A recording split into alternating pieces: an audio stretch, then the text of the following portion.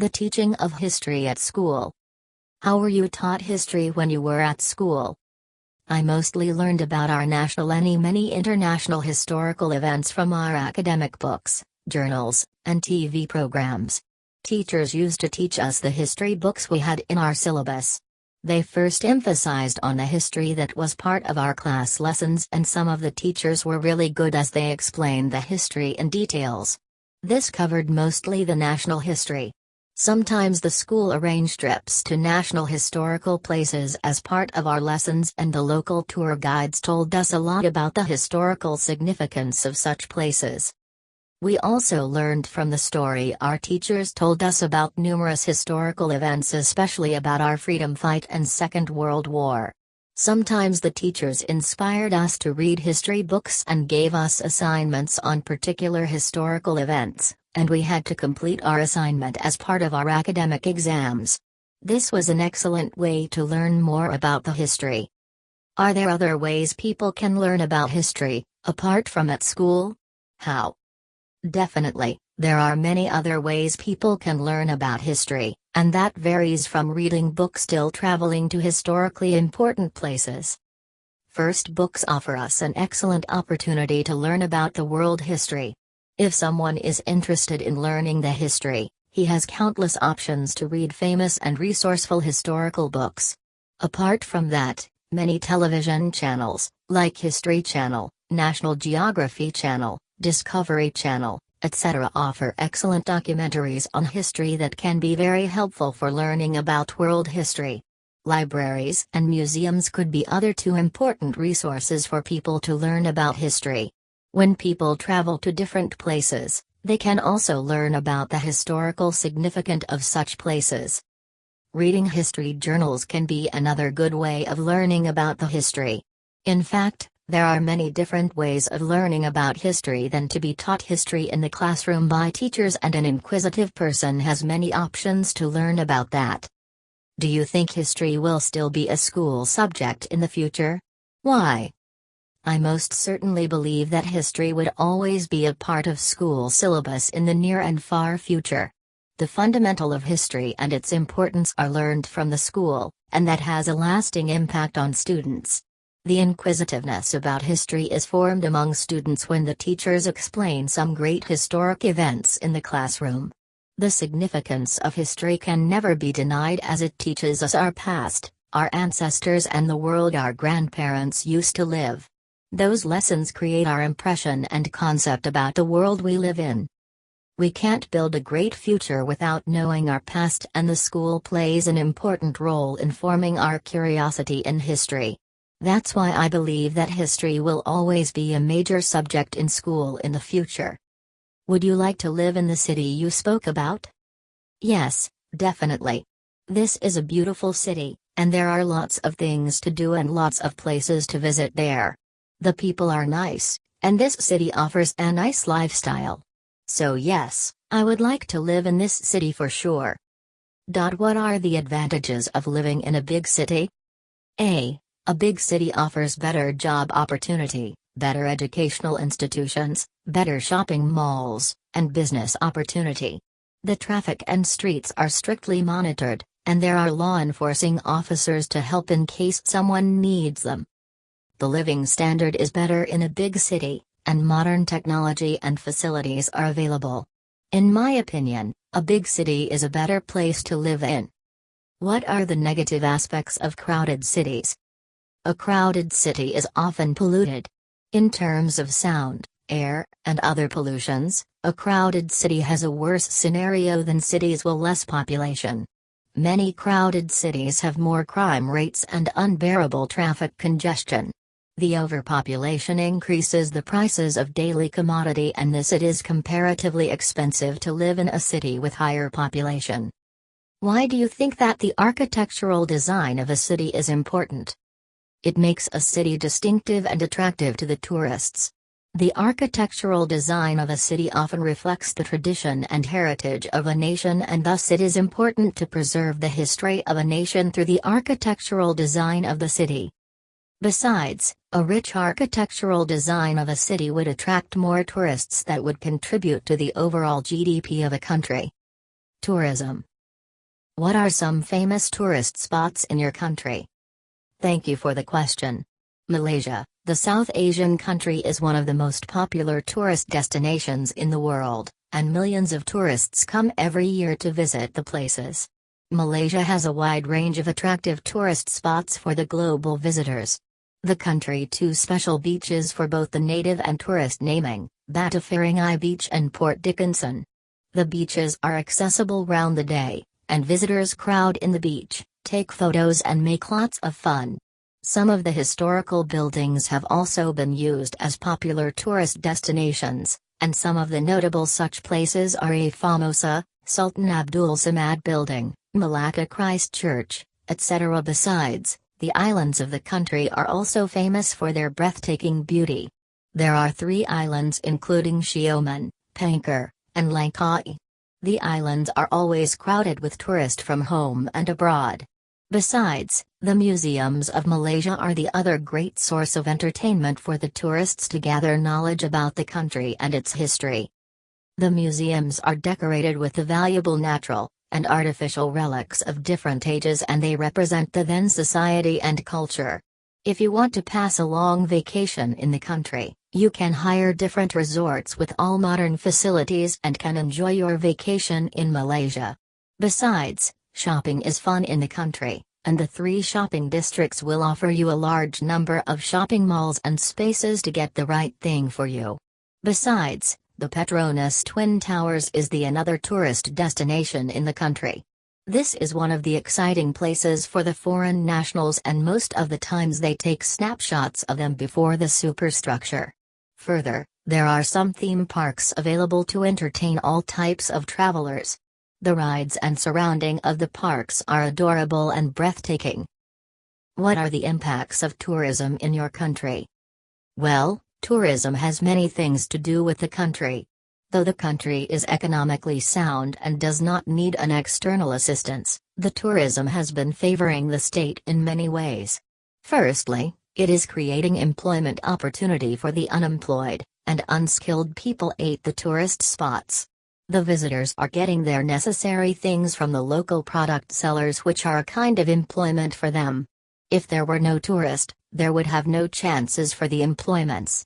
Besides, the tourists are spending inside the country, which means they are consuming our products, and thus we need to grow more products which help raise the country's GDP.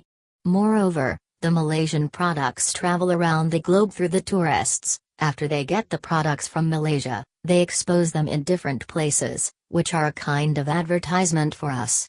It helps raising our fame, and also the demand of the products rise to some extent. Another matter should be brought under consideration: cleanliness.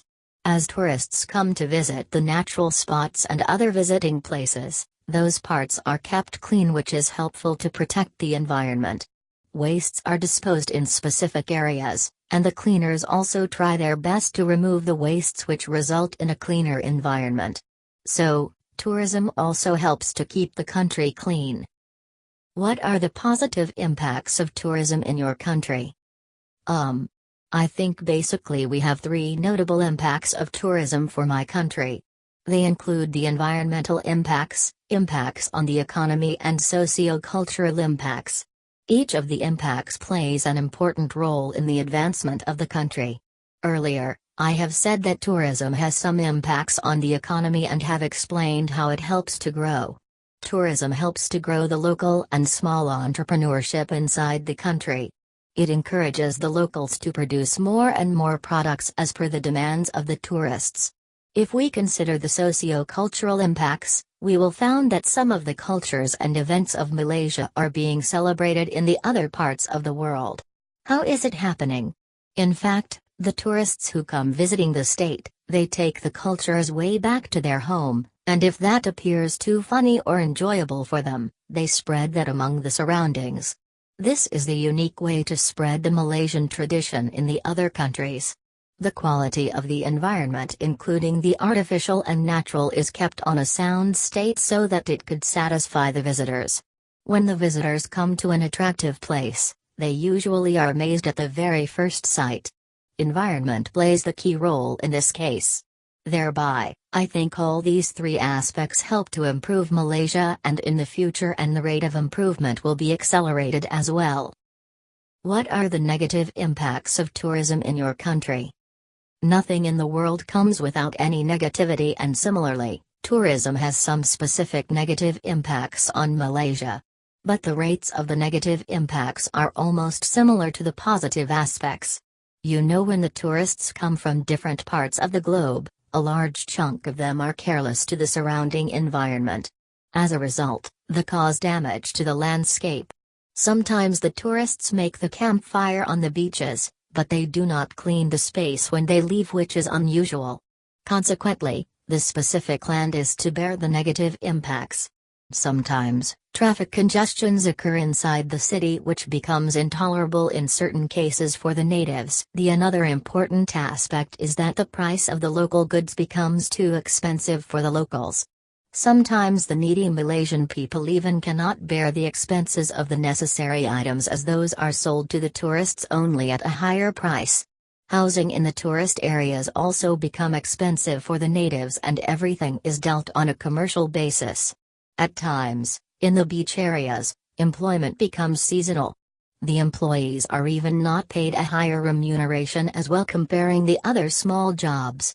Besides, the government has to make infrastructures for the tourists and visitors, and consequently the tax on the common people get a hike.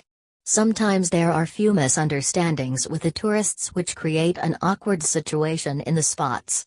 So, I think these are the detrimental impacts of tourism, but should not be considered as harmful for the country. Proper initiatives and guidelines will remove the troubles, I think. What do you think are the reasons people visit new places? There are several reasons for people's visiting different places. I think you cannot think about the traveling benefits. Mostly they want to know the unknown and see the unseen. Traveling is one of the greatest things to enjoy in life. There are certain seasons for traveling, like summer or winter, and people set out to have a trip around the world. When people go from one place to another, they experience a good number of things which were unseen to them before the trip. Traveling in new places is highly enjoyable and provides many things to the travelers. When people explore the places, they earn a priceless knowledge. They know the real world and experience the real things which were on their books. Gradually, our knowledge level increases than the ordinary people. People enjoy the places and explore different cultures where they go. Sometimes they try adopting the cultures in their own lives. But the most important thing is that traveling removes stress from the life. When you go for traveling abroad, all your stress and mental anxiety will go down to level 0. As a result, you will be energized to start your responsibilities when you are back. Memory is an important thing that people have from their traveling. Memories never die. And the memories of traveling help to remember the joyful day when you are passing a gloomy climate in your real life.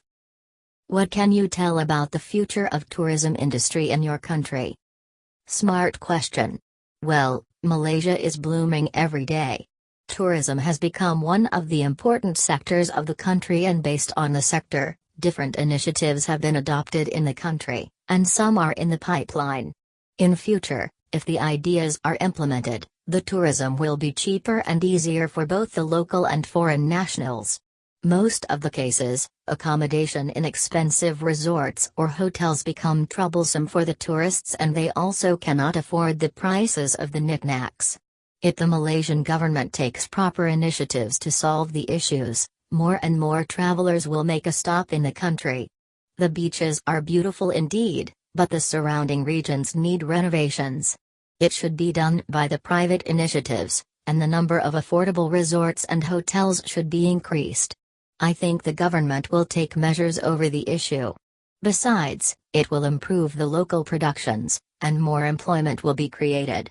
In fact, it is the tourists who promote the local products in the international arena, and they should be taken care of properly.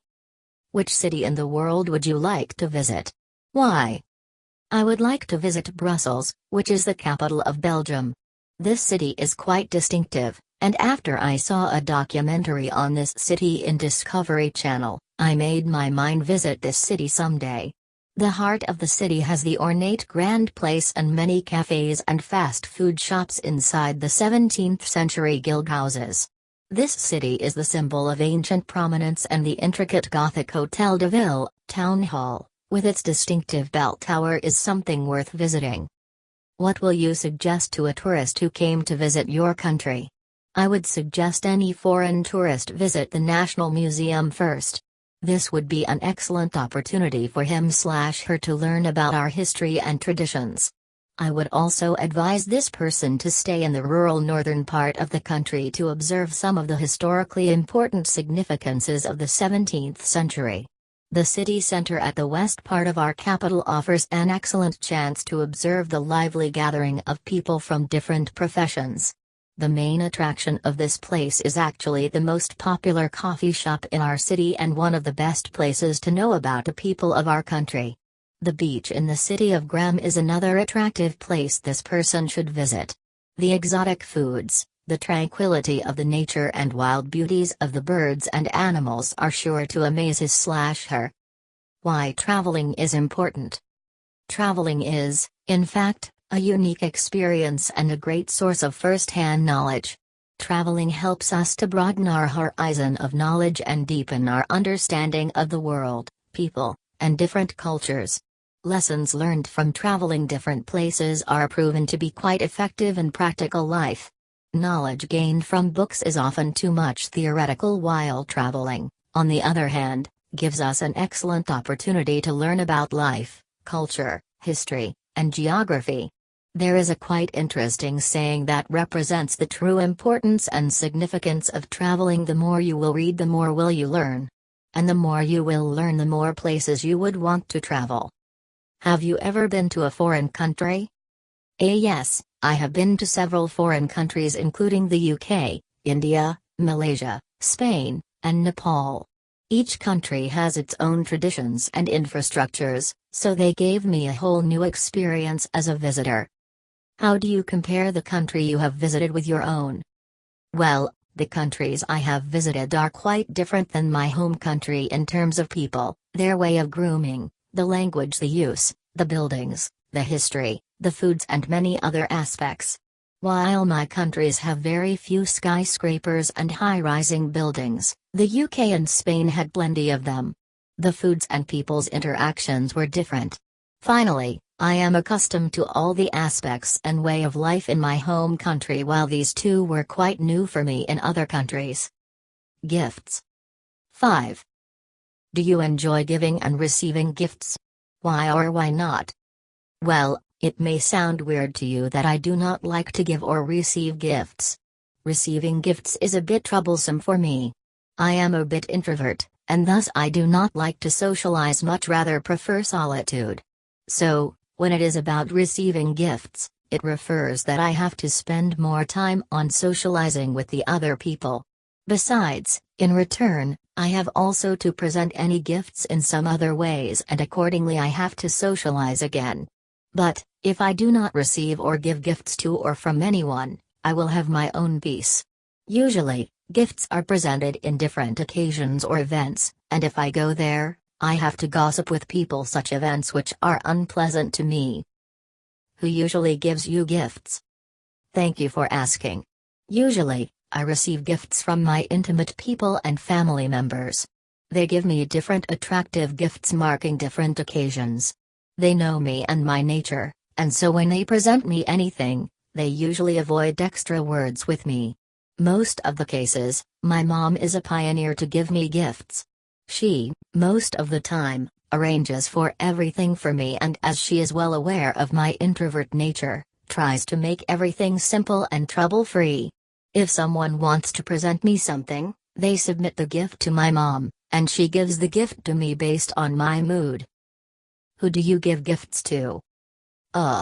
It is a bit embarrassing for me that I do not give gifts normally.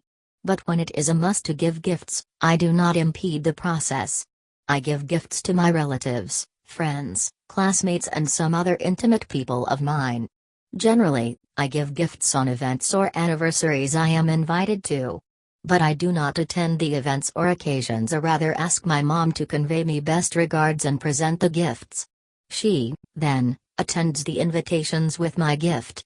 But when it is about family invitation or party to any relative's place, I attend there, and most of the time I remain silent. In your country, when do people usually give gifts? Usually, in Australia, people exchange gifts, and this is a common tradition here. Gifts are mostly exchanged or offered during the Christmas day. Besides, presenting gifts in occasions like birthdays, anniversaries, marriage, or at any special events is very usual here. The people who receive the presents become highly glad, and it is the kids who become happier when they receive the gifts in their birthdays or in other events.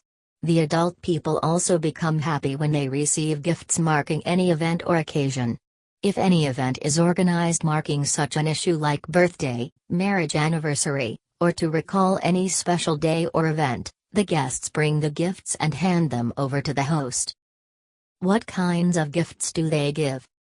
Well, there are no specific types of gifts are given. It mostly depends on the event type and choice of the gift provider. In most of the cases, people are invited to marriage ceremonies, and they try to give gifts to the newlywed which could be useful for them to start the family. I have also seen that some of the people are presenting hard cash in envelopes. I think this is one of the best gift ideas. When it is about birthdays of kids, toys are usually presented. If the birthday is for any adult, the gifts are selected using the gender and preference of the individual who will receive. Do you think gift-giving customs are different now than they were in the past? How? No, I do not think so. It appears to me that everything is all the same as it was in the past. To make it clearer, let's take an example. When people used to be invited to the marriage ceremony of their near and dear ones, they used to give gifts appropriate for the couple. By the same way, there are no changes at all in the gift items.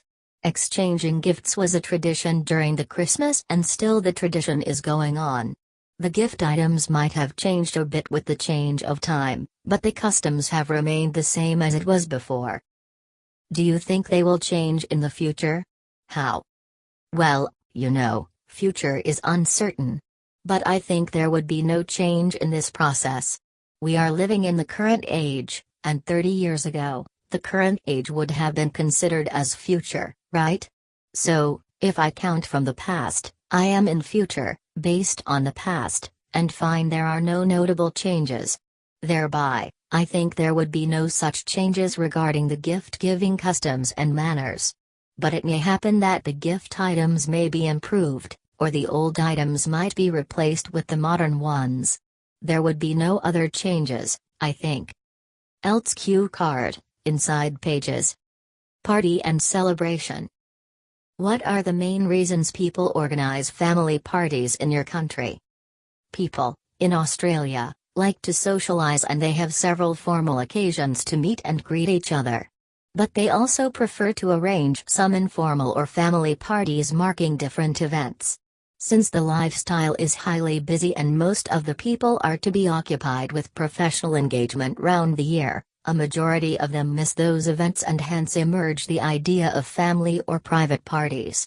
Family parties are held marking mostly the private occasions like celebrating one's birthday, marriage anniversary, baby shower, or to celebrate different international days like Father's or Mother's Day, etc. Besides, people arrange family parties when they have some good news like achieving any professional goal, gaining a desired career, and more other issues. They usually have more fun in those events. In the past days, the bonding between the families was very intimate, and with the gradual development of the world and emergence of necessity, people started becoming scattered, and family parties help to bring them together for few hours. It is a kind or reunion of all the members, and they could interact better with the members.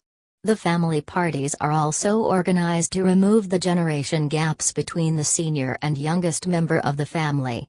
When they meet each other, they share lots of things which help to remove the gap and strengthen the family bond.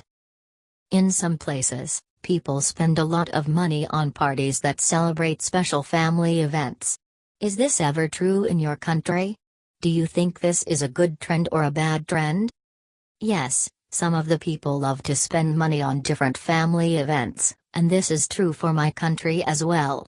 The family is the place where the soul of a man lives. So, spending after the family is a very usual phenomenon in my country. It may have some arguments, both the advantage and disadvantage, but I think the advantages are more than the negative impacts. If consider the harmful impacts, many of the people will judge the expenses as wastage of money. They are with the point that when you are inviting people, you need to entertain them with foods and drinks, and that will cost you a smart figure. Okay. The logic is right, but the pleasure and benefits you will receive will be priceless. When your relatives or friends come at the party, your residence will turn into a gathering place. They will remember the olden days and discuss different issues. Moreover, some important decisions are also taken in such parties. It helps to refine the relations. Attending in family parties also help the members to share their joys and sorrows.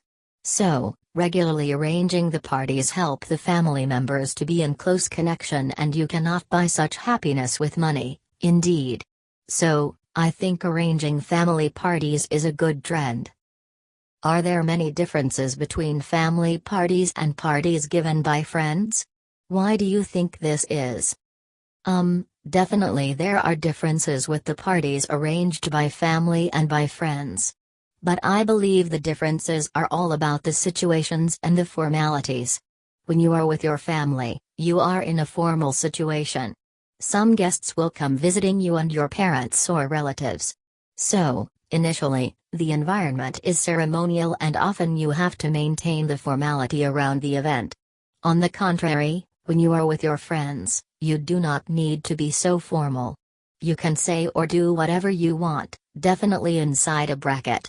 The entire situation is under your control. So, there is none to forbid you from doing specific things or participating in any funny activities. Regarding speaking with the guests, you are to be more polite than usual at the family parties, and very often you cannot point out the wrong thing to the invited people lest they feel insulted. But when you are having a party with your friends, you can express your feelings to any particular matter that you do not like to have or experience. You are your own boss here and can easily decide what to do or not to do. Whatever the differences are, both the parties are enjoyable.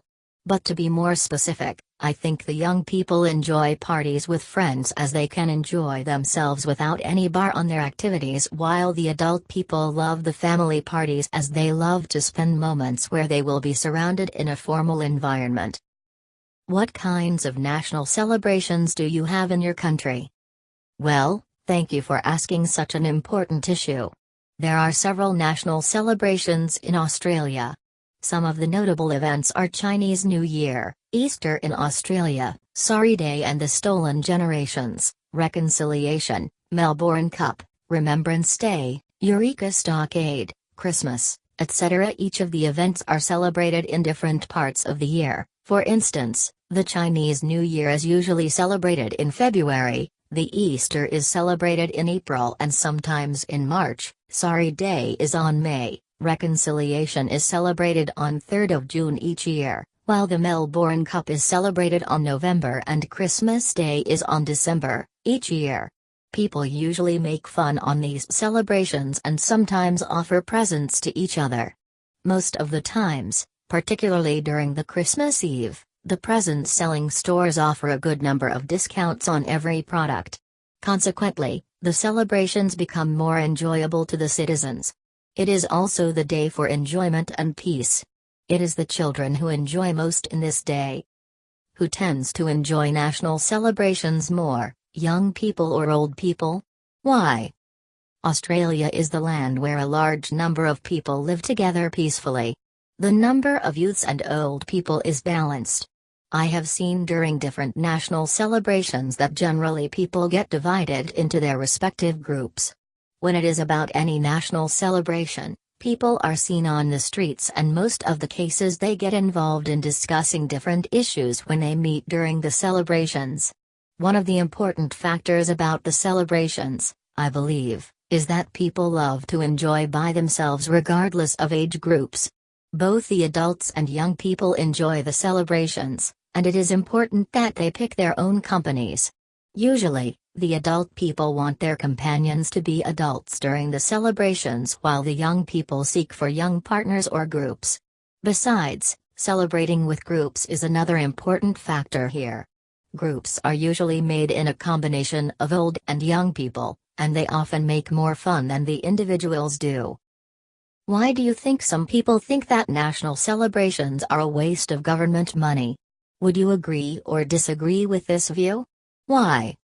Well, there are different views about the celebrations, while thinking that all of the views will support the events is unwise.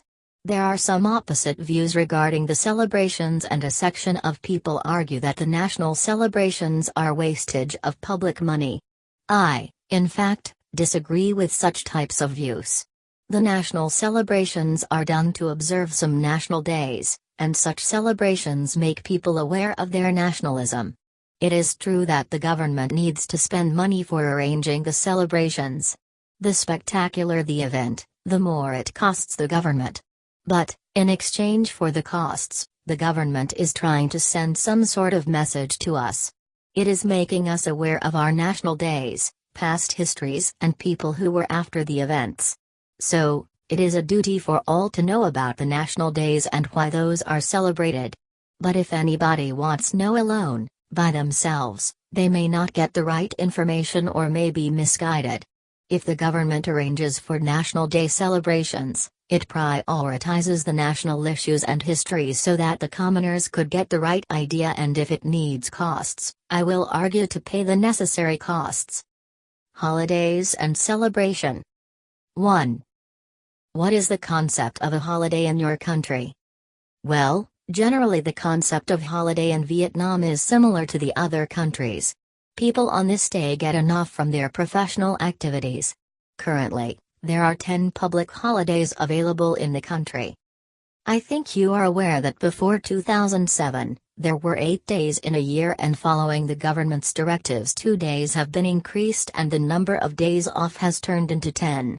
People of all class, especially who are engaged in occupational activities, get the day off. They usually spend the day with their family and friends. Sometimes, they enjoy the day by celebrating different events and festivals. But sometimes the festivals are celebrated for about a month. The aim of the festivals and events is to entertain the common people. When the Vietnamese people work, they work at a stretch for longer hours, and accordingly they get tired. So, they are in great need of relaxation while the festivals and events are organized on the holidays so that they could enjoy the events completely. The festivals in my Vietnam are colorful and attract people of all ages. Mostly the holiday festivals and events are organized marking the memories of countrymen and patriots who have contributed much to the country. Those are better known as ceremonial rites.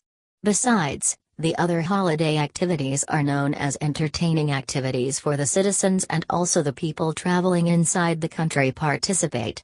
The holidays in the country includes the International New Year Day, Lunar Year Festival, Tet, etc. 1. Why are holidays so important to modern people? Great question to answer. In fact, this is a fast-paced age. Everything is moving ahead of time, and we need to keep pace. At times we are to race against time to serve our purposes. Consequently, getting affected by stress, anxiety and other mental disorders has turned into a common matter for all. So, the modern people need holidays. You know, working for around 8-10 hours a day has some negative impacts on body and mind of the employees. And if they work round the week, certainly they are to suffer from the disorders, and it is seen that when they are going through the situations, productivity level reduces to a great extent. They cannot provide the desired output, which results in a loss for the companies or corporations they are working for. Thus, the necessity of the holiday cannot be described in words. It helps them to regain vitality. After passing 1 or 2 days without any work, they regain the energy which boosts their production level. Besides, when they are at the office, it becomes impossible to maintain the societal responsibilities and rules. Sometimes the busy people even cannot afford time for their family. When they are passing the day offs, they can reconnect with the relations they have in the society or community, or can pass quality times with their family and friends. Everything is turning mechanized, and similarly, the impacts are falling on the modern people. They are also like machines, and the holidays help them to get relief from the mechanized world. 1. Do you think it is necessary to observe the traditional customs? Yes, it is important to observe or follow the traditional customs. This is the root of all people, and it is imperative for them to abide by all the traditional rules. In fact, it takes them back to the people and culture they belong to. The traditional cultures and customs are the identity for oneself. It creates a sense of self-respect inside. For instance, when you will follow or perform any of your native rituals, you will feel a deep satisfaction inside. Whatever the ritual or custom is, it will make you mentally stronger. It will make you believe that you are not alone in the world.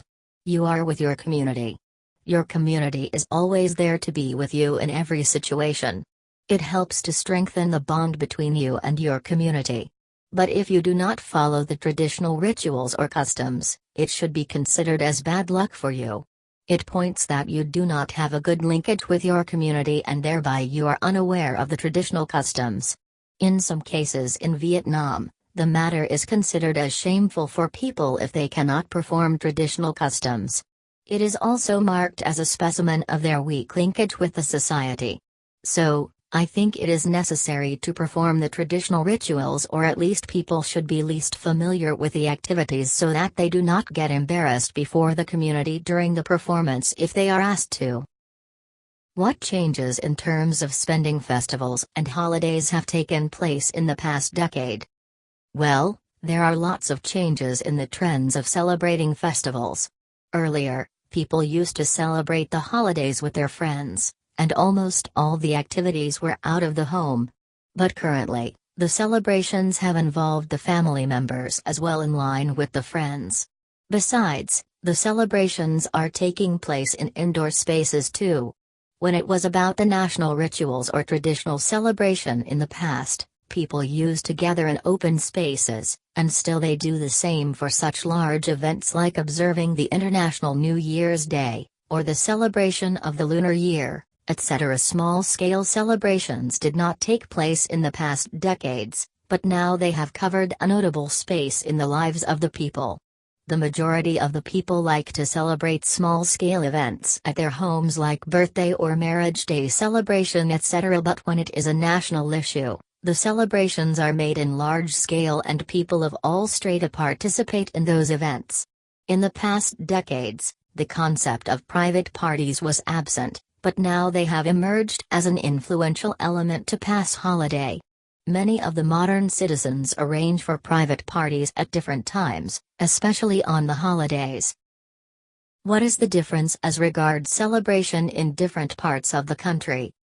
In fact, there are some differences found regarding the celebrations. But those differences are not too much important to consider, and they are not harmful actually. Usually, the differences take place for regional cultures, but all the other primary methods remain the same. The theme of the celebrations cannot be changed, rather the celebration systems slightly differ from place to place in Vietnam. Besides, some of the festivals take place in some of the parts of the country while those are not found in other parts. Take an example: the parts of Vietnam that grow paddy or other crops usually celebrate the autumn festival of Harvest Festival, while the other parts do not celebrate as the regions do not grow the crops. Usually, the activities of any festival include social gathering, taking meals together, praying and thanksgiving to each other. It is evident that all the things are same, but the food menu may get changed based on regions, which may seem unusual or the indicator of difference. So, neither the differences are huge, nor those are made in such manners that may alter the celebration meaning to others. The slight differences could be adjusted, and already people have adapted them to their lifestyle. Is it important to celebrate different events in our lives? Yes. I definitely think so. It's our responsibility to make sure that we enjoy and celebrate our life. It's the best way to create awesome memories, and for me, it means a lot. The tradition of giving surprise gifts and spending time together with family and friends is inevitable, according to me, in these hectic modern days. Moreover, it's a chance to meet new people and to refresh relationships with people around us. Are you a goal settler? Why? I wouldn't dare to say I am a goal setter. I would rather like to experience everything which comes in my way, than creating goals and waiting for them to be achieved. I have always believed that when you live, you need to exhibit certain ethics and moral values, which would take you to your destiny, and until this moment, it comes true in my life. Do you prefer celebrating family occasions at home or in a restaurant? Why? Definitely home. It's the place where we spend most of our life. I would not risk spoiling my memories at a place which has little significance to us. Moreover, at home, I feel safe and happy with my dearest people around me. I don't know why, but I have seen many people partying at restaurants, and I presume it's always a personal choice. Is it better to have a postcard or a photograph of the place you have visited? In my opinion, it is always better to have a photograph of the place, as the memory of clicking a photograph gets etched in the minds, whereas a postcard only refreshes the memory of the place so visited. Is it good to take pictures of historic buildings? Yes, but only if the photograph of the individual is also clicked alongside or in the forefront of the historic building.